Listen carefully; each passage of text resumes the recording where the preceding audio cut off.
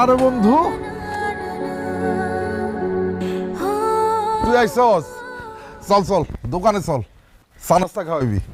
দোস্ত চা নাস্তা যা খাইতে চাস খাওয়াম, সমস্যা নাই, কিন্তু আমার একটু হেল্প করতে হইব। অবশ্যই, বল কি করতে হইব।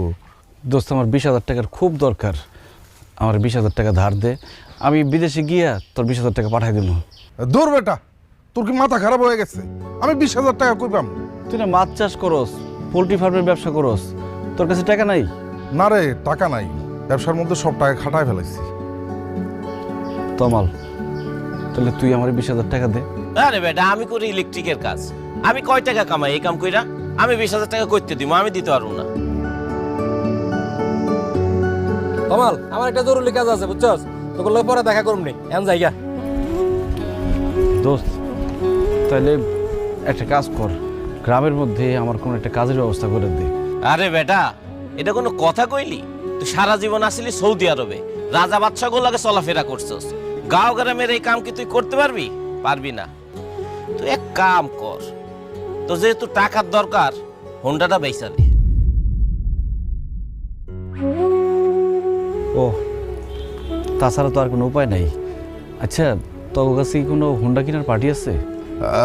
তোর যেহেতু টাকা দরকার, হুন্ডাটা আমি কিনে রাখা দিব, কোনো সমস্যা নেই। কিরে কামাল, তুই না একটু আগে বলি তোর কাছে কোনো টাকা নাই, তাহলে হুন্ডা কিনবি কেমনে? না মানে আমার কাছে তো টাকা পয়সা নাই, ভাবছি আব্বার কাছ থেকে টাকা ধার নেব। এখন হুন্ডাটা কত বেশি কো? তোর কাছ থেকে তো কিনলাম 1,20,000 টাকা দিয়ে, 1 লাখ টাকা দিস। বেডা, তোর কি মাথা খারাপ হয়ে গেছে? 1,20,000 টাকা দিয়ে 4 মাস আগে হুন্ডাটা কিনছস, আর এখন 1 লাখ টাকা দাম চাইতেছস। 50,000 টাকা দিমু, হুন্ডাটা দিয়ে দে। কি কস কামাল, তোর কাছ থেকে তো হুন্ডাটা কিনলাম 1,20,000 টাকা দিয়ে, তুই 50,000 টাকা কস কোন বুঝে? আরে কামাল তো 50,000 কইছে, অন্য কারোর কাছে বেচতে গেলে 30,000 টাকাও দাম পাবি না।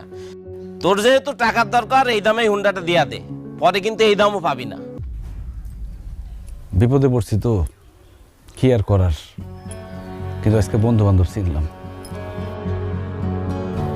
কামাল, টাকাটা দে, হুন্ডাটা নিয়ে যা। টাকা তো লগে নাই, বাড়িতে আমার বাক্সের মধ্যে টাকা, আমি তাহলে টাকাটা নিয়ে আইতেছি। হ্যাঁ,